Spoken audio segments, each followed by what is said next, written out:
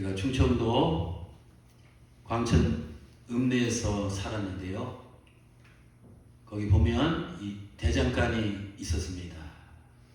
어릴 적에 그 대장장이가 그 일하는 모습을 보면 그 풀무불에서 쇳덩어리를 꺼내면 그게 시뻘거져 있습니다. 그 물에 넣으면 씩 하고 이제 김이 올라옵니다.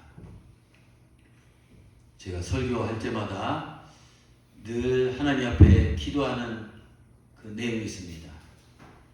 하나님, 풀무불에서 금방 꺼낸 이 쇳덩어리가 빨갛게 이렇게 달아올랐듯이 저의 심령이 이렇게 성령의 불로 늘 달아오르길 원합니다. 아멘. 또 예배를 드리고 하나님 말씀을 듣는 우리 성도들의 그 심령도 대장간 풀무에서 금방 나온 달궈진 쇳덩이처럼 그렇게 성령의 불로 달궈지게 도와주시옵소서. 그렇게만 되면 모든 이 문제들, 잡동사니, 불순물 이런 것이 다 사라질 줄 믿습니다. 그래서 뜨거워진 설교자와 또 뜨거워진 하나님의 백성들이 성령의 용광 안에서 하나님께 영광 돌리며 우리 문제를 해결받으며 또 내일을, 미래를 살아갈 수 있는 놀라운 역사가 이 자를 통해서 일어날 줄 믿습니다. 저는 지난 8월 말에 여름 휴가를 다녀왔습니다. 요즘은 월화수목금토일 일주일 7일인데 한 주만 더 있었으면 좋겠어요. 시간이 금방 주일이 다가오고 아주 설교 준비하기가 제가 벅찹니다. 휴가 기간에 잠시 머물렀던 숙소는 이 8층이었습니다.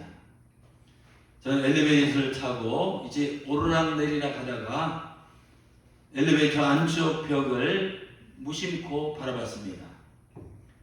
근데 그 벽에 다음과 같은 이 안내문이 붙어 있었습니다. 8월 달 일출과 일몰 시간표입니다. 근데 특별히 제가 머무는 이 넷째 주간의 해돋이 시각을 살펴봤습니다. 그것을 바라보는 순간 저는 속으로 깜짝 놀랐습니다. 왜 그런 줄 아십니까? 이게 웬일입니까? 해돋이 이 시각이 매일 정확히 딱 1분씩 차이가 나는 것이 아닙니까? 8월 20일 월요일 해돋이는 5시 45분, 또 23일에는 46분, 24일에는 47분, 25일에는 48분, 또 26일에는 49분, 27일에는 50분, 또 그 다음 주도 마찬가지입니다. 저는 엘리베이터에서 저 도표를 통해서 이 사실을 확인하는 그 순간 갑자기 소름이 돋는 이 느낌을 받았습니다. 여러분, 이게 어떻게 가능한 일입니까? 이 지구와 태양은 이 무한대의 광대한 무변한 이 우주 허공에 떠 있습니다. 지구는 매일 자전하며 저 태양 주위를 공전하고 있습니다. 자전 속도는 시간당 1670km입니다. 서울에서 부산을 단 11분 만에 주파하는 엄청난 속도입니다. KTX나 비행기보다 빠른 속도입니다. 또 지구의 공전 속도는 시간당 10만 7,000km입니다. 초속으로 계산하면 1초당 거의 30km를 이동합니다. 음속보다 88배 빠른 굉장한 속도입니다. 더구나 이 지구는 똑바로 서 있는 것이 아니라 허공에 23.5도로 비스듬히 기울어져 있습니다. 이런 상황 가운데 우리가 머무는 이 호텔 창문에서 볼 때 매일 정확히 1분 격차로 태양이 떠오른다는 것은 이건 기적 중에 기적입니다. 이건 있을 수 없는 일입니다. 생전에 저희 모친은 신기한 예를 보시면 꼭 습관처럼 하시는 말씀이 있었습니다. 야, 이게 무슨 조화속이냐? 이게 무슨 조화속이냐? 여러분, 도대체 이게 무슨 이 조화속입니까? 귀신의 조화입니까? 아니면 그저 우연의 일치입니까? 아니면 누구의 이 조화입니까? 누구의 작품입니까? 이것은 생물학자가 말하듯이 뭐 진화의 산물입니까? No. 다윈이 죽었다 깨어나도 자신이 주장한 이 진화론으로는 이것을 결단코 설명할 수 없습니다. 시편 19절 1절의 4절입니다. 하늘, 여러분 하늘 보세요. 가을 하늘 청명하잖아요. 눈에 보이지 않는 그 너머의 광활한 우주. 이 하늘이 결국은 이 창조자 하나님의 영광을 선포하고 궁창, 더 높은 넓은 하늘, 그 궁창이 그의 손으로 하신 일을 나타내는도다. 날은 날마다 말하고, 제가 그 말을 알아들었잖아요. 해돋이를 보면서. 또 밤은 밤에게 지식을 전하니 언어도 없고, 뭐 히브리어도 아닙니다, 영어도 아닙니다, 한국어도 아닙니다, 언어도 없고 이 말씀도 이 하늘에는 들리지 않지만, 들리는 소리가 없지만 그 창조자 하나님의 그 소리가 온 땅에 통하고 그의 말씀이 세상 구석구석 끝까지 이르는도다. 또 이사야서 45장 18절입니다.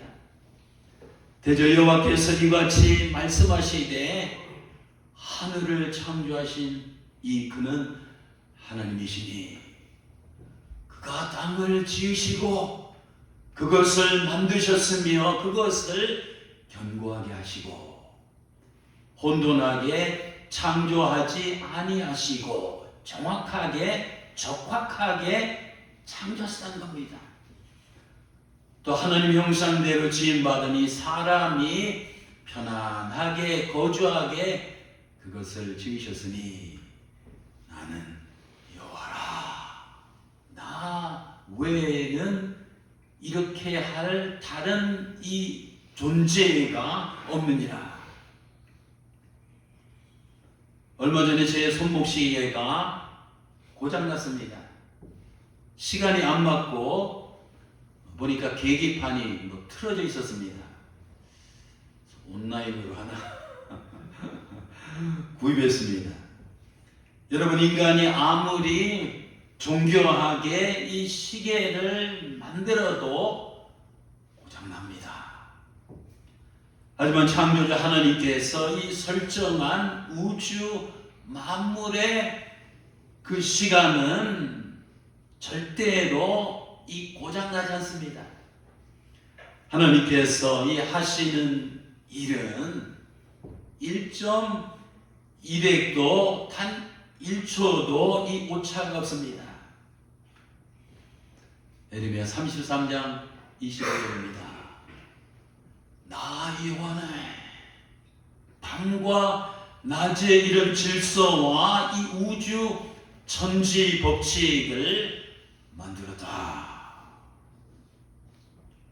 그러면 구체적으로 우리가 믿는 이 하나님은 어떤 분이십니까? 첫째, 하나님은 이 전체 물리적인 세계를 지배하시는 분입니다. 창조자 하나님께서는 일출과 일몰의 시각을 정확하게 정하시고 이 정확하게 운행을 하십니다. 말하자면 하나님께서는 전체 이 물리적인 세계를 이제 디자인하시고 기획하시고 이 설계하시고 만드시고 이 지배하시는 분입니다. 욥기 38장 31절에서 33절입니다. 하나님이 욥에게 이렇게 말합니다. 내가 묘성을 한데 묶어 놓을 수 있으며 오리온 별자리 띠를 풀어 놓을 수 있겠느냐? 네가 계절마다 제때의 별을 이끌어낼 수 있으며 곰자리를 인도할 수 있겠느냐? 네가 하늘의 법칙을 알고 그 법칙이 땅에 적용될 수 있도록 할 수 있겠느냐? 또 두 번째로 그 하나님께서는 이 물리적인 세계뿐만 아니라 자연 이 생물 세계에도 지배하시는 분입니다. 욥기 39장 5절에서 6절입니다. 누가 들나귀를 그 들판에 풀어놓아 그것들이 먹고 마시고 풀을 먹고 이렇게 자유롭게 뛰게 하여 주었느냐? 또 들나귀를 광야에 깃들이게 하며 소금기 머금은 땅에서 살게 한 것은 바로 나다. 또 세 번째로 게다가 하나님께서는 이 인간 세계에도 이 그분의 섭리 가운데 지배하시는 분입니다. 예수님께서 마태복음 10장 29절에서 31절에서 이렇게 말씀하셨습니다. 참새 2마리가 한 아시리온에 팔리지 않느냐? 그러나 너희 아버지께서 허락하지 아니하시면 그 한 마리도 땅에 떨어지지 아니하리라. 너희에게는 너희 머리털같이 정확하게 다 세신 바 되었으니 인생들아 두려워하지 말라. 너희는 많은 참새보다 하나님 앞에서 훨씬 더 이 귀한 존재니라. 여러분, 사람은 요람에서 이 무덤에 이르는 동안 필연적으로 누구나 새 세계에 속해서 살아갑니다. 이 새 세계는 전체 물리적인 세계, 자연 생물 세계, 인간 세계입니다. 근데 이 새 세계는 창조자 하나님께서 지배하며 이 다스리는 하나님의 절대적인 이 권능과 이 파워풀한 주권 아래 이 존재하는 그런 세계입니다. 그런데요, 이 새 세계 중에서 우리와 가장 밀접하게 이 연관된 세계는 바로 사람들이 살아가는 이 인간들의 세계입니다. 그런데 창조자 하나님께서는 전체 물리적인 세계, 자연 생물 세계, 인간 세계 중에서 가장 관심을 갖고 이 가장 사랑하고 가장 애착을 보이시며 가장 돌보시는 세계가 바로 우리가 살아가고 있는 인간 세계입니다. 하나님의 머리와 하나님의 이 가슴 속에는 온통 인간 세계에 대한 그 마음으로 이 가득 차 있습니다. 시편 8편 3절에서 4절, 다윗은 그 사실을 이렇게 말합니다.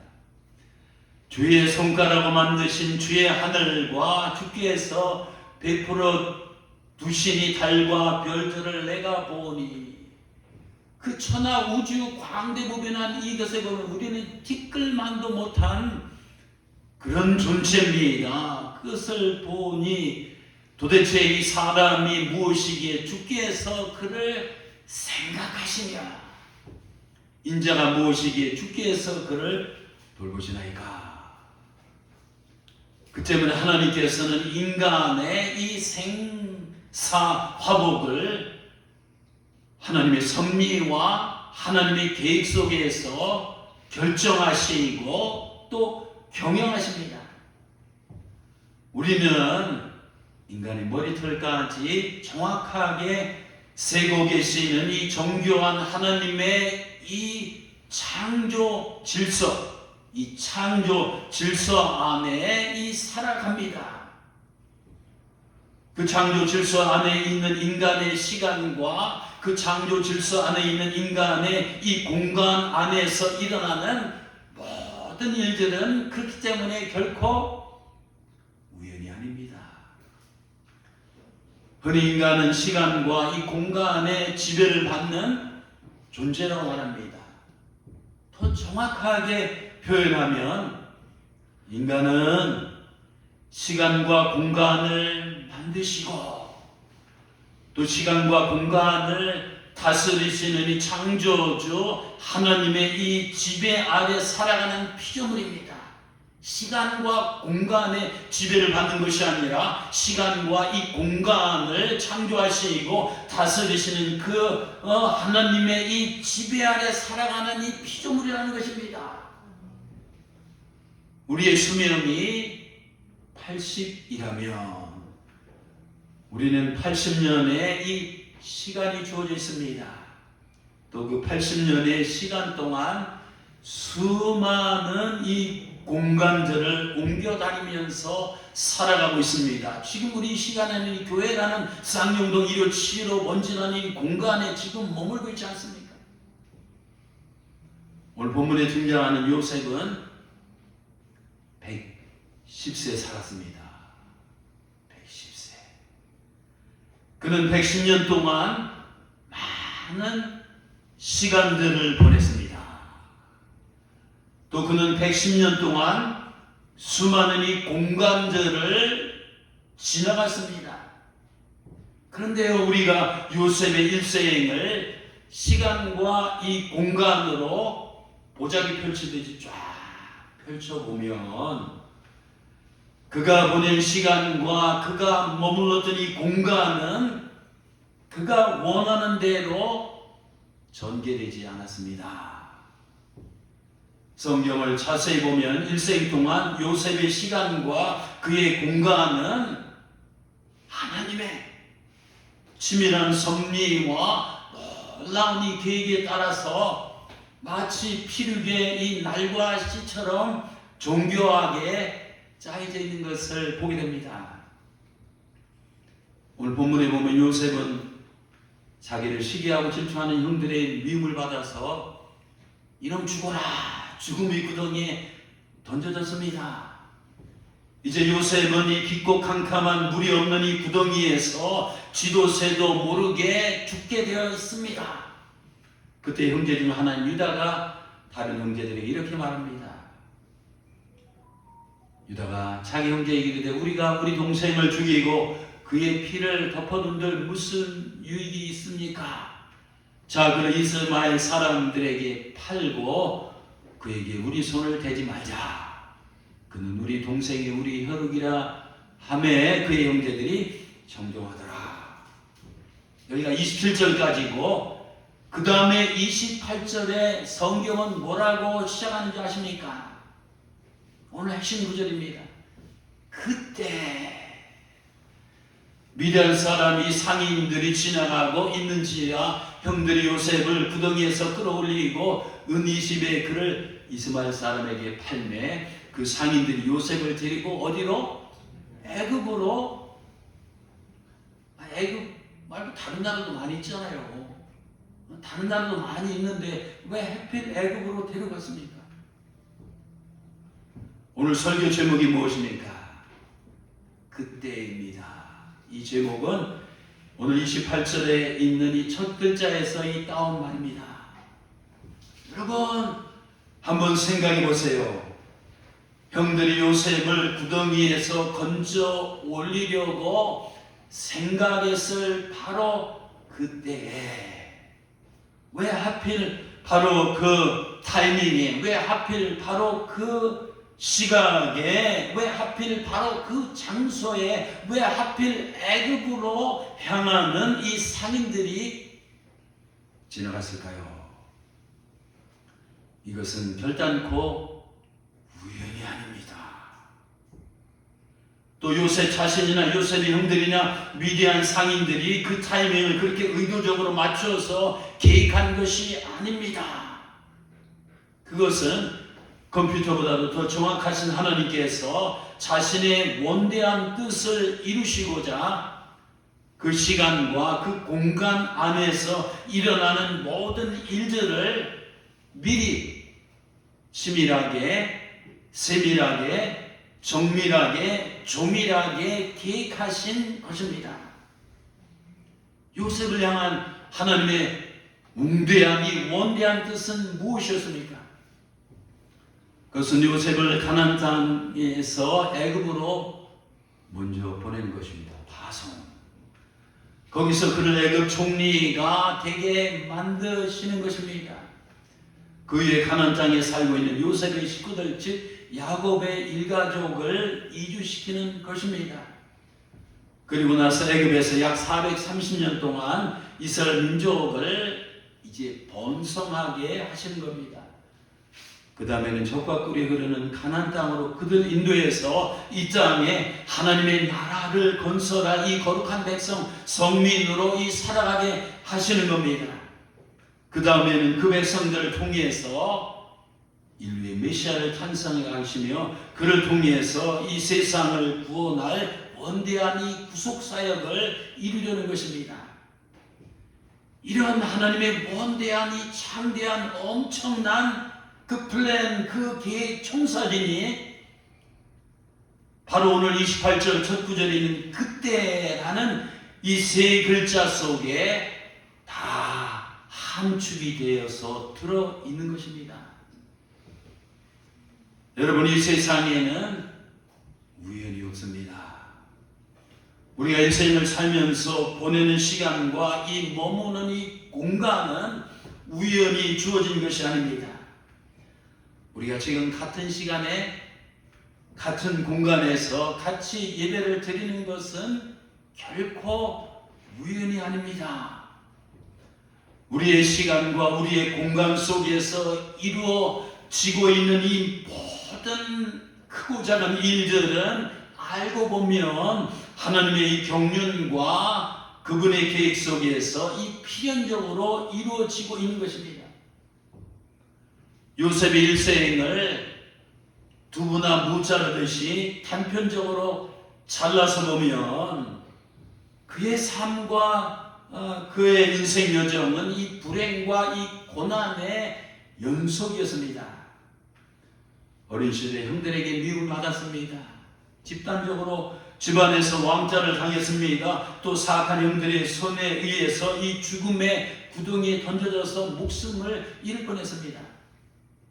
또 중학교 3학년 나이쯤에 인신매매가 돼서 외국에 이 강제로 이 노예로 팔려갔습니다. 또 정든 고향을 등지고 그 어린 중학교 3학년 나이 때 부모와 이 생이별을 했습니다. 또 멀고먼 타국에서 남의 집에 이 머슴이 되어서 정말 뼈가 빠지고 입에서 막 그 단내가 날 정도로 막 죽을 고생을 했습니다. 또 설상가상으로 억울하게 성폭행범이라는 누명을 쓰고 주인 집에서 이 가진 수모와 치욕을 당하며 쫓겨났습니다. 근데는 무기수로 감옥에 갇혔습니다. 자, 여러분, 요셉의 운명은 언뜻 보면 사람들이 손이 이 좌지우지하는 것처럼 보입니다. 그가 죽음의 구덩이에 던져지고 이 노예로 팔렸을 때 그의 운명은 누구의 손? 형들의 손에 달려있는 것 같습니다. 또 그가 애굽에 팔려서 이 끌려갈 때는 그의 운명은 자기를 돈 주고 산 미디안 상인들의 이 손에 이 달려있는 것 같습니다. 또 보디발 장군의 집에 머슴으로 들어갔을 때 그의 운명은 이 주인의 손에 달려있는 것 같습니다. 또 그가 성폭행범이라는 누명을 뒤집어 썼을 때는 그의 운명이 보디발 마님의 이 손에, 그 말 한마디 때문에 감옥에 갔잖아요. 그 보디발 주인 마님의 이 손에 달려있는 것 같았습니다. 또 그가 무기징역을 받고 감옥에 던져졌을 때는 그의 운명이 간수장의 손에 이 달린 것 같았습니다. 그런데요, 여러분, 나중에 우리가 알고 보니 그의 일생을 좌지우지한 것은 사람들이 아니라 누구였어요? 하나님이었습니다. 요셉의 발걸음을 인도한 것은 사람들의 뜻이 아니라 이 하나님의 뜻이었습니다. 그의 운명의 키를 붙잡고 있었던 것은 눈에 보이는 이 사람들의 이 손이 아니라 눈에 보이지 않는 하나님의 이 손이었습니다. 요셉은 고난과 역경의 눈물 골짜기를 통과하면서 누구보다도 이 놀라운 사실을 깨닫게 됐습니다. 헬라어에는 시간을 나타내는 중요한 두 단어가 있습니다. 여러분, 교회에서 신앙생활 하시면 이 두 단어 정도는 아셔야 됩니다. 첫째는 크로노스입니다. 이것은 누구에게나 주어진 그저 무의미한 일상적인 시간입니다. 달력과 시계가 늘 가리키는 이 객관적인 시간입니다. 또 하나는 카이로스입니다. 달력과 시계에 표시되지 않는 이 주관적인 시간입니다. 즉, 나에게 어떤 중요한 의미나 삶의 이 결정적인 모멘텀, 터닝 포인트, 어떤 계기를 갖게 하는 어떤 특별한 시간을 카이로스가 말합니다. What is 인생? 여러분, 인생이 뭐예요? 인생을 해부해보면 이 네 가지로 구성되어 있습니다. 첫 글자로 따면 시공사일입니다. 시공사일. 네 가지는 뭐냐면 시간입니다. 공간입니다. 사람입니다. 일입니다. 그래서 인생을 정의하면 인생은 시간과 이 공간에서 사람들과 만나면서 일하며 살아가는 과정이 인생입니다. 요셉의 인생도 마찬가지였습니다. 그도 역시 시간과 공간에서 사람과 만나서 일하며 110년을 살았습니다. 그런데요, 사랑하는 성도 여러분, 여기서 한 가지 아주 중요한 사실을 말씀드리려고 합니다. 요셉은 자신에게 주어진 인생을 크로노스적으로 살지 않고 뭐처럼 살았다고요? 카이로스적으로 살았습니다. 여러분, 전 세계 크리스찬 중에서 처음 듣는 말이에요. 이 말이에요. 그러면 크로노스적으로 산다는 건 뭡니까? 그것은 이 주어진 삶을 체념한 채 그저 아무런 생각 없이 타성이나 관성에 젖어 되는 대로 세상 풍조에 휩쓸려서 바람 부는 데 물결 치는 대로 그저 무생각, 무의미하게 사는 것입니다. 즉, 하나님 없이 불신앙적인 육에 속한 사람들의 삶이 여기에 해당됩니다. 카이로스적으로 산다는 건 뭡니까? 카이로스적으로 주어진 삶, 누구에게나 다 이런저런 주어진 삶의 모양이 있지 않습니까? 카이로스적으로 산다는 것은 이 주어진 삶을 비관하거나 체념하지 않고 하나님만을 바라보며 하늘의 뜻을 추구하며 믿음으로 신앙 안에서 적극적으로 이 도전하며 이 살아나가는 것입니다. 즉, 큰 뜻을 품고 주어진 운명에 도전하며 하나님께서 주신 이 가치 있는 꿈과 이 비전을 이루기 위해서 열과 성을 혼신의 힘을 다해서 달려가는 인생이 여기에 속합니다. 그러면 요셉이 이 카이로스적인 삶 속에서 네 가지 인생 요소를 어떻게 살았는가 잠시 한번 살펴보겠습니다. 첫째는 시간입니다. 요셉은 주어진 시간을 이 크로노스적으로 살지 아니하고 이 카이로스적으로 살았습니다. 그는 죽음의 구덩이에 던져졌을 그때 그 시간에, 노예로 팔려갔을 그때 그 시간에, 보디발 장군의 집에 머슴으로 들어갔을 그때 그 시간에 억울한 누명을 쓴 채 그 감옥에 갇혀 있을 그때 그 시간에 누구도 미워하거나 누구에게 불평하거나 아무도 원망하지 않았다는 사실입니다. 그는 탄력과 시계를 보며 주어진 시간을 분노하며 이 좌절하며 이 절망 속에서 크로노스적으로 그 시간을 보내지 않았습니다. 대신 하나님을 바라보며 끝까지 희망을 잃지 않고 자기에게 주어진 이 최악의 이 시간들을 최선을 다해 살아냈습니다. 자신에게 주어진 크로노스적인 이 시간들을 의미 있게 창조적으로 승화시키며 이 카이로스적인 시간으로 만들었습니다.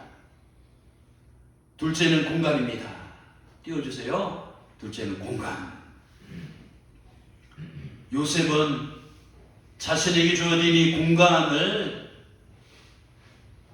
크로노스적으로 살지 않고 이 카이로스적으로 살았습니다. 그는 어떤 공간들 속에 살고 있었습니까? 깊은 구덩이라는 이 목숨이 위태로운 공포와 이 두려움의 공간입니다. 또 인신매매로 팔려가는 이 절망과 좌절이라는 공간입니다. 애굽에서 타향살이하는 슬픔과 이 외로움의 공간입니다. 노예로 종살이하는 이 고생과 이 고통의 공간입니다. 죄수로 갇혀서 이 감옥살이하는 이 탄식과 울분의 이 공간입니다. 이런 공간에 요셉은 다 머물러 있지 않았습니까? 근데 우리 요셉은 사악한 자들이 자기를 이런 이 못된 이 공간들 속에 그냥 처박아 놓았다고 생각하지 않았습니다. 대신 그는 하나님께서 계획하신 선하신 뜻을 이루기 위해서 하나님께서는 자기를 그런 공간 속으로 인도하셨다고 생각했습니다. 말하자면 요셉은 이런 공간들은 저주의 공간이 아니라 축복의 공간이었다고 믿었습니다. 요셉이 애굽 총리가 된 다음에 윈수 같은 형제를 만났을 때 자신의 정체를 밝히며 뭐라고 고백한 줄 아십니까? 창세기 45장 5절에서 8절입니다. 당신들이 형들이 나를 이곳에 이 공간에 팔았다고 해서 근심하지 마소서. 하나님이 생명을 구원하시려고 나를 먼저 이 공간에 보내셨나이다. 하나님이 큰 구원으로 당신들의 생명을 보존하고 당신들의 후손을 세상에 두시려고 나를 당신들보다 먼저 이 공간에 보내셨나니 그런즉 나를 이리로 이 공간으로 보낸 이는 형들이 아니라 누구라고요? 하나님이시라. 요셉은 자기가 그때그때 처한 이 삶의 공간을 무의미한 공간으로 여기며 허무와 공허함 속에서 탄식하며 살지 않았습니다. 대신 하나님께서 이 머물게 하신 의미가 이 충만한 이 중요한 특별한 공간이라고 믿고 이 최선을 다해서 그 공간 속에서 살았습니다. 셋째는 사람입니다. 요셉은 인생길에서 자기가 만난 이 사람들을 그저 무의미한 크로노스적인 대상으로 보지 아니하고 유의미한 이 카이로스적인 이 엄청난 이 존재로 보았습니다. 즉 자기가 만난 사람들을 그냥 스쳐 지나가는 사람으로 보지 않았습니다.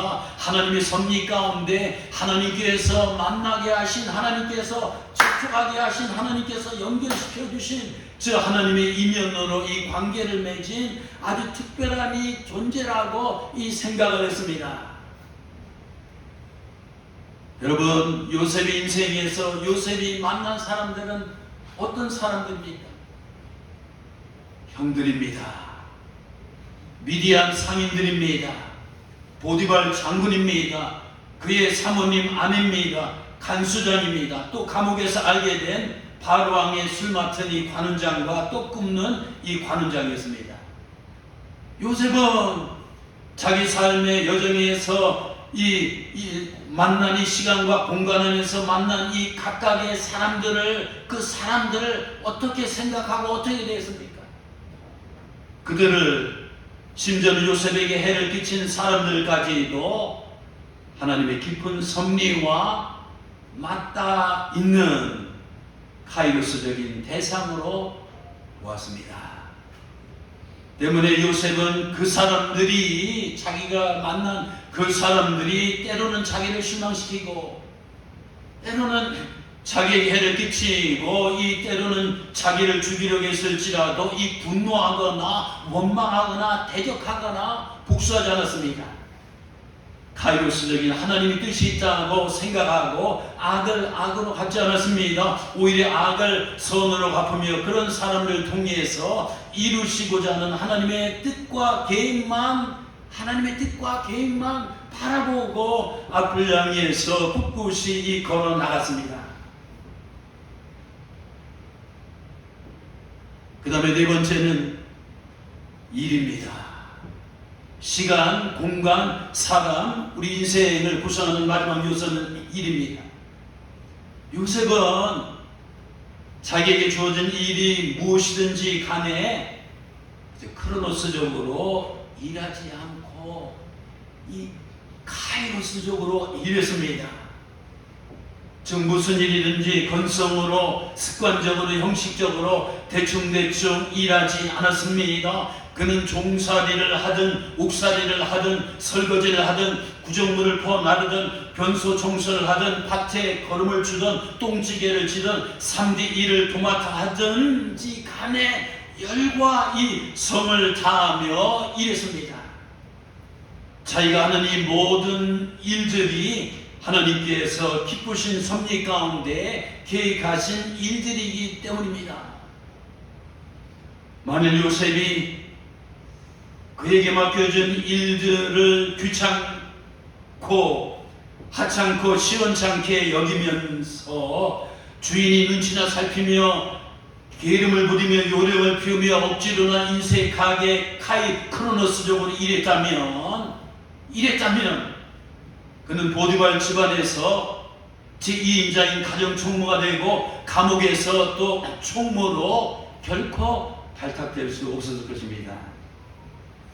하지만 요셉은 그에게 부여된 모든 일들이 사람들의 눈에는 크로노스적인 일상적인 것들로 보일지라도 이 하나님께서 이 뜻하신 이 거룩한 임무, 이 직무라고 생각하고 몸과 마음과 뜻과 정성이 최선을 다해서 카이로스적으로 일했습니다.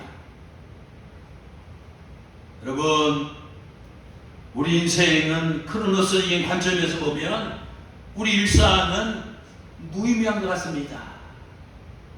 자멸경 소리에 깹니다. 매일 일어나서 화장실 가고 씻고 밥 먹고 출근하고 일하고 집에 와서 또 잡니다.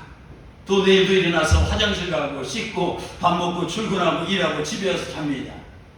우리가 일평생이 달력과 이 시계를 쳐다보면서 이런 모습으로 이 크로노스적인 일상을 거의 대부분의 사람들이 살다가 죽습니다. 그런데요, 우리가 달력과 이 시계를 보는 대신 하나님을 바라보면 크로노스적인 이 무의미한 내 인생이 카이로스적인 유의미한 인생으로 변합니다. 요셉이 옥에 갇혔을 때 함께 옥살이하던 바로의 관원 2명이 이상한 꿈을 꾸었습니다. 그들이 요셉에게 내 꿈을 해몽해 줄 자가 없다고 하소연했습니다. 그때 요셉은 그들에게 이런 말을 했습니다. 창세기 4장 8절입니다. 해석은 사람에게 있지 아니하고 하나님께 있는 것입니다. 그렇습니다. 우리 인생을, 내 삶을, 내 발자를, 내 운명을 정확하게 해석하실 수 있는 분은 오직 하나님 한 분밖에 없습니다. 주변 사람들은 그 사람들이 교수 될 수 있고 뭐 전문가가 될 수 있고 상담가가 될 수 있고 기타 등등 많은 주변 사람들은 때로는 내 인생에 대해서 자기 멋대로 이러쿵저러쿵 해석을 할 수 있습니다. 하지만 내 인생의 이 정답은 오직 하나님만이 이 정확하게 알고 있습니다. 요셉은 그 사실을 이미 깨닫고 있었습니다. 그 때문에 그는 자기 인생의 정답을 아시는 하나님께서 자신이 보내는 시간과 자신이 거하는 공간과 자신이 만나는 사람들과 자신이 행하는 일 가운데 역사하시면서 자신을 정확하게 인도하신다고 요셉은 굳게 믿었습니다. 즉 자기 인생의 무대에서 거쳐가는 시간과 공간과 사람들과 일들이 크로노스적으로 우연히 그냥 지나가는 것이 아니라 하나님의 섭리와 이 계획 가운데 필연적으로 통과하는 이 카이로스적인 이 과정을 보았습니다. 저 하나님께서 허락하신 그 때와 그 장소와 그 사람들과 그 일들은 자기의 향하신 하나님의 선한 뜻을 이루기 위한 이 필연적인 카이로스적인 이 모멘텀으로 생각하고 요셉은 기꺼이 받아들였습니다. 때문에 요셉은 그 시간을 허비하지 않았습니다. 그 공간으로부터 도피하지 않았습니다. 그 사람들을 회피하지 않았습니다. 그 일들을 무시하지 않았습니다. 요셉에게 그 시간은 하나님의 거룩한 시간이었습니다. 그 공간은 하나님의 거룩한 공간이었습니다. 그 사람들은 신성한 하나님의 뜻을 실행하는 하나님의 거룩한 사람들이었습니다. 그 일들은 하나님의 이 거룩한 일들이었습니다. 오늘 설교 제목을 다시 풀었으면 그 시간에 그 장소에 그 사람의 그 일에입니다. 요셉이 거쳐간 시간과 요셉이 머물렀던 장소와 요셉이 만났던 사람들과 요셉이 행한 일들은 결코 우연이 아니라 이 하나님의 섭리 가운데 이 필연적으로 예정된 이 설정된 것들이었습니다. 우리 인생도 마찬가지입니다. 지금 혹시 요셉처럼 힘든 시간을 보내고 계십니까? 지금 혹시 내가 원치 않은 이 공간에 머물면서 막 괴로워하고 스트레스를 받고 있습니까? 또 지금 내가 싫어하는 사람들과 만나서 이 불편해하고 계십니까? 또 지금 달갑지 않은 일들을 하면서 이 불행하다고 생각하십니까? 그렇다면 요셉처럼 크로노스적인 인간의 관점이 아니라 카이로스적인 하나님의 관점에서 바라보시기 바랍니다. 동시에 하나님의 약속의 말씀을 기억합시다. 로마서 8장 28절입니다. 우리가 알거니와 하나님을 사랑하는 자 곧 그 뜻대로 부르심을 입은 자들에게는 모든 것입니다. 모든 것이 다 합력해서 하나님이 원하시는 선을 이루니라. 이제 말씀을 맺겠습니다. 부친 야곱이 죽은 후에 요셉의 형들은 요셉이 복수를 할까봐 이 전전긍긍했습니다. 두려움에 떨고 있었습니다. 이런 형들에게 요셉은 창세기 마지막 50장 20절에 보면 이렇게 말합니다. 형님들은 나를 해치려고 하였으나 하나님은 그것을 선으로 바꿔주셔서 오늘날 내가 많은 사람의 생명을 구할 수 있게 하셨습니다. 아멘. 아멘. 여러분, 하나님은 요셉의 고백처럼 악을 선으로 바꿔주시는 분입니다. 불행을 행복으로 바꿔주십니다. 이 고난을 축복으로 바꿔주십니다. 절망을 희망으로 바꿔주십니다. 요셉은 17살 때 팔려가서 총리는 몇 살이 됐어요? 30살에 총리가 됐습니다.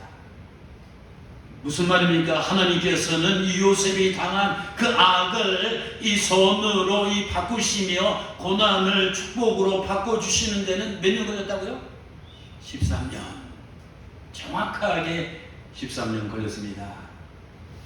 사랑하는 성도 여러분, 지금 당장 내 삶이 내 뜻대로 안 풀린다고 너무 낙심하거나 너무 초조하거나 너무 불안해하지 마시기 바랍니다. 요셉처럼 최소 13년 아니 그 이상 기도하면서 기다려야 됩니다. 우리에게도 이제 13년이 됐대요. 이제는 하나님의 역사할 때입니다. 갈라디아서 6장 9절입니다. 우리가 선을 행하되 이 낙심하지 말지니 절망하지 말지니 포기하지 말지니 괴로워하지 말지니 포기하지 아니하면 이 때가 이름에 하나님께서 거두게 하시리로다. 아멘. 요셉은 그 긴 13년을 지내는 동안 하나님에 대한 믿음이 결코 흔들리지 않았습니다. 하나님께 주신 꿈과 비전을 결코 포기하지 않았습니다. 하나님을 향한 소망을 결코 잃지 않았습니다. 하나님을 끝까지 바라보며 끝까지 참고 끝까지 인내했습니다. 하나님은 요셉처럼 우리 인생에도 지금도 여전히 깊숙이 관여하고 계십니다. 아멘. 여러분, 우리 일상에서 하나님이 내 삶을 만드시고 이 타치하시고 인도하신다면 이 하나님이 손길이 느껴지지 않습니까? 오늘도 어김없이 태양이 떠올랐습니다. 내가 맞이하는 오늘의 시간, 때로는 견디기 힘든 시간일 수도 있습니다. 또 내가 현재 머무는 공간 빨리 벗어나고 싶을 수도 있습니다. 또 내가 지금 만나는 사람들, 나를 괴롭히는 원수 같은 이 존재일 수도 있습니다. 또 내가 매일 하는 일들 무의미한 지겨운 일처럼 여겨질 수도 있습니다. 그러나 하나님의 시각에서 보면 하나님께서 나를 통해서 당신의 선한 뜻을 이루기 위해서 섭리 가운데 다 계획하신 겁니다. 요셉이 죽기 전에 마지막으로 형제들에게 최후의 한 말이 뭔지 아십니까? 창세기 마지막 장 끝에서 두 번째 구절입니다. 50장 25절입니다. 하나님께서 반드시 당신들을 돌보시리로다.